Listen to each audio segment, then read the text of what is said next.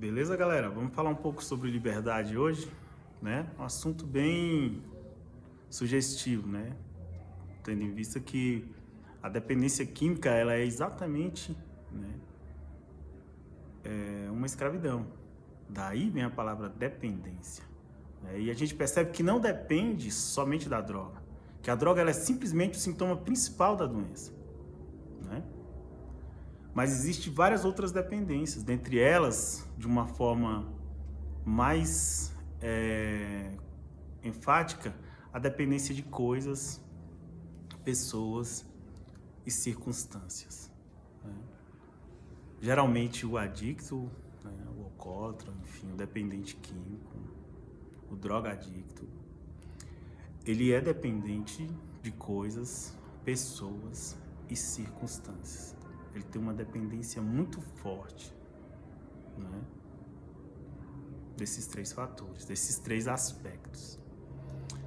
Em contrapartida, a recuperação é exatamente e deixando de depender dessas coisas. Daí existe uma frase, né, que a literatura fala com uma força muito grande, que quanto mais eu dependo de Deus, mais eu independo das outras coisas, né? Então a minha dependência de Deus, a minha dependência do poder superior é o que me liberta, é o que traz a minha libertação de todas as outras coisas. Como se dá essa dependência? Vamos lá, dependência de coisa, né? Muitas vezes eu condiciono muito o meu bem-estar, não só a minha alegria, mas o meu bem-estar, à dependência de coisas materiais. A conseguir comprar um carro, a um tênis de marca, enfim, a qualquer que seja o objeto, né? E aí, com certeza, isso é claro, quanto mais eu conquisto essas coisas, eu percebo que nada disso me traz o bem-estar que eu esperava, né? E que através do processo de psicoadaptação, logo eu estou de novo em busca de algo material que possa preencher, na verdade, um vazio interno. E a dependência de pessoas também, né, não é muito diferente. Eu dependo muito de algumas pessoas, né? Precisar das pessoas não há problema algum. Pelo contrário, é bom que se precise, né? Afinal, nós vivemos em comunidade, em sociedade, e é muito bacana poder precisar um do outro, né? Podermos estarmos de mão dada, andarmos juntos, né? Eu costumo dizer que juntos somos mais fortes, né? Essa frase não é minha, só estou repetindo, né? Mas essa é a realidade. Sempre juntos somos mais fortes. E a literatura, enfim, todas as frases que vão dizer a respeito de um programa de recuperação, de tratamento na dependência química, vai dizer sozinho eu não consigo, né? Sozinho eu estou mal acompanhado, né? E várias outras frases, né? Temos até uma oração que diz assim que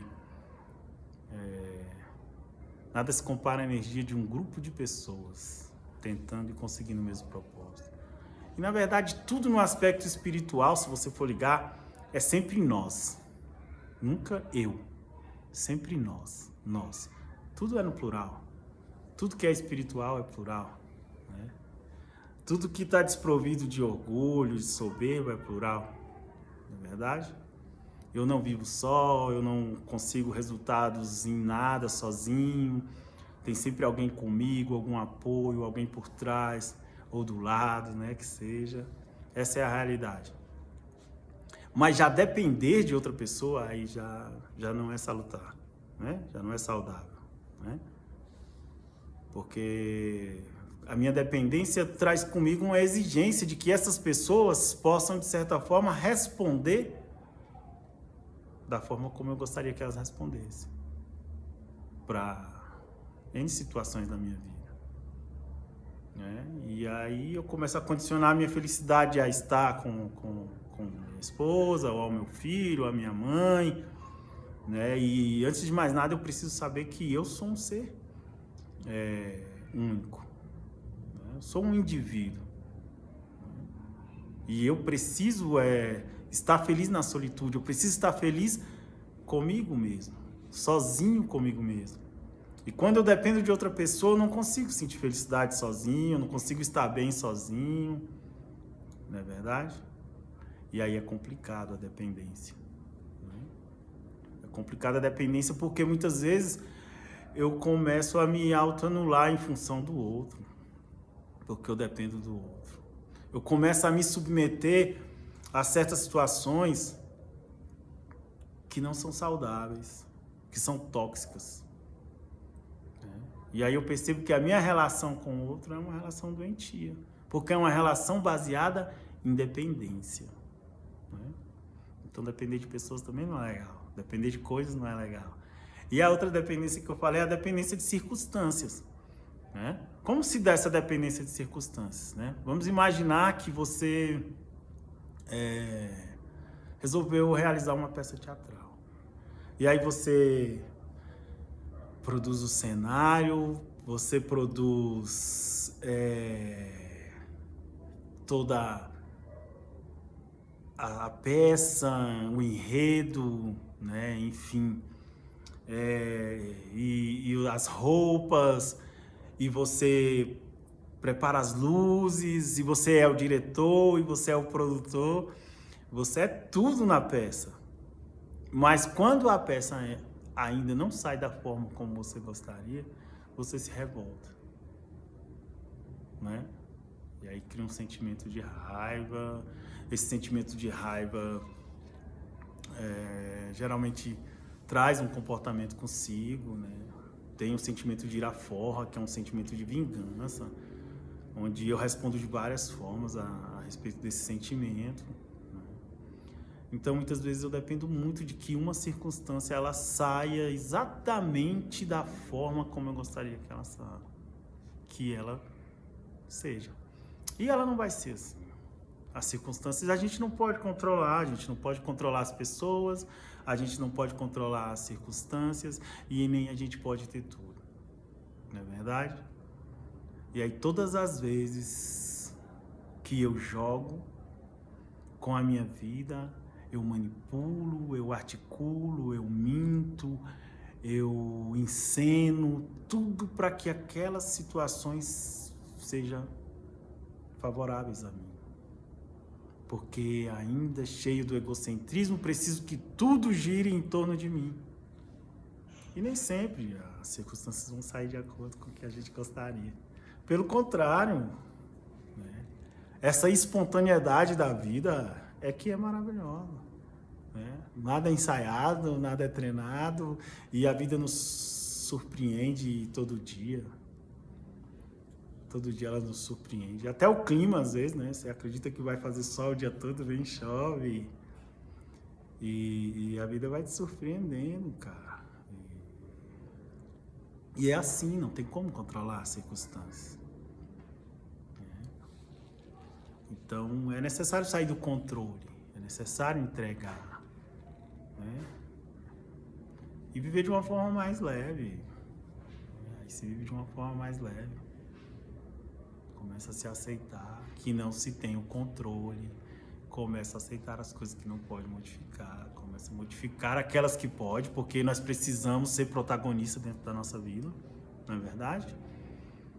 Esses dias eu estava conversando com uns colegas, né, e também sobre esse tema de liberdade, e eu dizia assim, tirando essa época de pandemia, porque essa época de pandemia ela é bem atípica, né? Hoje a gente nem pode dizer que tem tanta liberdade assim, porque os horários estão restritos, os locais onde a gente frequenta também estão restritos, é sugerido que as pessoas fiquem realmente em casa para se cuidar, e é uma necessidade que a pandemia nos trouxe para que a gente possa realmente ter um cuidado maior, né, e se proteger as pessoas que a gente ama, enfim, e a sociedade como um todo. Mas fora essa época, o ser humano nunca foi tão livre por fora, né? Tão livre por fora, vamos dizer assim. Ditadura a gente não tem, a democracia está aí. A gente pode falar mal do governo, pode falar mal, né, de tanta gente. Não tem tanta censura, até a arte, de certa forma, conseguiu atingir patamares bem mais elevados no que se diz respeito à censura, né? E, enfim, as roupas, as músicas, enfim, por fora a gente nunca foi tão livre assim, mas no entanto por dentro a gente talvez nunca tenha sido tão preso, né? Tão escravo dos nossos sentimentos, escravo das nossas neuras, das nossas feridas, né? Das nossas emoções, não é verdade? A prova disso é que os transtornos voltados ao humor, como a depressão, né? Transtornos mentais, ansiedade, TDAH, né? Transtorno de déficit de atenção e hiperatividade, síndrome do pânico, bipolaridade, né? Estão aí, tomando conta da sociedade como nunca tomou. Então é uma sociedade que tem adoecido por dentro, adoecido na mente, no coração, né? Tem uma parte do cérebro, salvo engano, é líbano, que é responsável. Por isso que a gente fala que está no coração, né? Que é onde a gente sente as nossas emoções. E tem adoecido esse interior nosso, tem adoecido cada vez mais. E aí eu perguntei, né? Eu fiz um questionamento, falei assim, quando é que a gente sente, né? Quem determina as nossas emoções, né? Ou o que determina as nossas emoções? E aí responderam, né? Os nossos pensamentos. Os nossos pensamentos determinam nossas emoções. Muitas vezes, né? Geralmente, na maioria das vezes. É o que a gente pensa que faz com que a gente sinta. E depois de a gente sentir, a gente reage, a gente tem uma atitude, um comportamento. Normalmente é uma reação, que não deveria ser, né? O ser humano, por ser sapiens sapiens, né? Ele precisa não reagir, ele precisa agir ao invés de reagir, né? E agir é diferente de reagir, porque quando você reage igualmente proporcional àquilo que gerou esse estímulo em você. E muitas vezes quando você reage com uma raiva, você reage de forma errônea, você acaba não sendo assertivo porque você reage. Você pode receber muitas vezes algo ruim e ao invés de reagir, agir.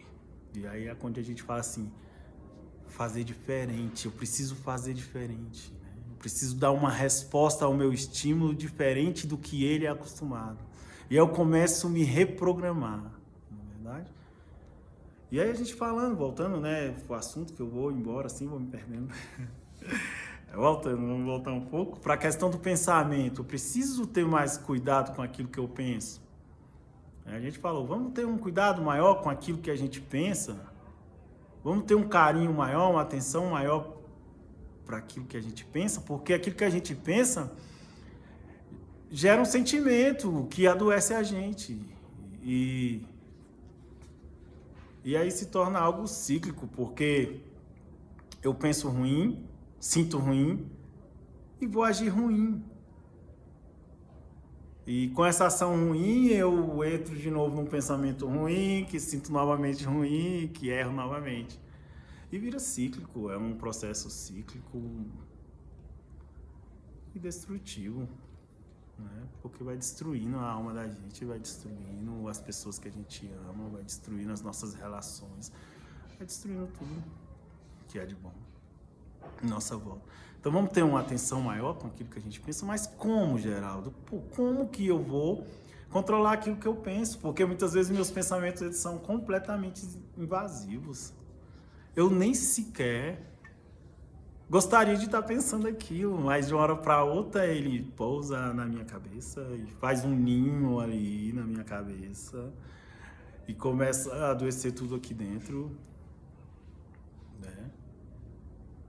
E quando eu vejo, eu já estou atropelando tudo, já estou totalmente descontrolado, já falei o que eu não gostaria de falar, já fiz o que eu não gostaria de fazer. por um pensamento que eu nem queria ter pensado. É verdade. É verdade. É verdade. Mas a gente pode ter um cuidado sim, e a gente vai começando a gerenciar essas emoções a partir do momento que a gente começa a entender como são esses pensamentos. Os pensamentos que são mentiras, que eles vêm, e que são pensamentos mentirosos a nosso respeito, são crenças centrais que de certa forma eu estabeleci para a minha vida e que elas são totalmente disfuncionais, né? E que eu preciso ressignificar tudo isso. Eu preciso desconstruir essas crenças e construir novas crenças, ressignificar. É como se eu fosse reprogramar o meu computador. Como é que eu faço isso? Bem, primeiro a gente aprende que... Desculpa, pessoal. Primeiro a gente aprende que precisa se alimentar de coisa boa, né? Que a gente é muito aquilo que a gente se alimenta, né? Eu tô bem gordinho, mas é porque eu comi muita besteira. E aí, comer besteira engorda mesmo, né? Tá se alimentando mal. Mas a gente se alimenta mal mentalmente, né? Os olhos, principalmente, são dos nossos maiores, né, captadores de informação, né? E muitas vezes informações ruins, de má qualidade, né? Outro sentido é os nossos ouvidos também, que é bem responsável por isso. A gente começa a escutar muita porcaria, né? Muita coisa ruim, de má qualidade. Começa a ver muita coisa ruim de má qualidade. Se permite assistir coisas, ouvir coisas que não nos acrescentam, pelo contrário, só faz com que a gente comece a ter pensamentos que não são legais e consequentemente, sentir mal e responder mal. Então, a primeira sacada é essa, é começar a prestar bastante atenção naquilo que a gente escuta, naquilo que a gente assiste, né? E tem uma passagem, se eu não me engano, eu vou deixar 3 passagens para vocês lerem aí, mas eu não sei de qual. Eu tenho muita dificuldade em decorar ainda. São passagens bíblicas, né? Uma é Filipenses 4:8, que vai falar para a gente se alimentar, né? Que os nossos pensamentos sejam aquilo que é puro, agradável, justo, amável, de boa fama, né? E aí segue o texto, eu não sei, né? Outra é Romanos 12, versículo 2, né? Que vai falar para a gente experimentar uma renovação da mente. Essa metanoia, essa mudança de mente. E a gente experimenta essa renovação da mente exatamente com as coisas, buscando as coisas de Deus, as coisas que valem a pena, as coisas que nos acrescentam, não é verdade? E o outro texto é Salmo 19, versículo 14. A minha esposa tá ali, ela tá doida pra falar alguma coisa comigo. Aí ela viu que eu tô gravando o vídeo e já veio aqui umas 2 vezes e voltei. já eu falo com ela. Salmo 19, 14. Né? Também vai falar do nosso coração, dos nossos pensamentos. Né? Não sei de cor, mas vocês vão entender, tá bom? Tá sempre nessa pegada da gente buscar se alimentar de coisas boas.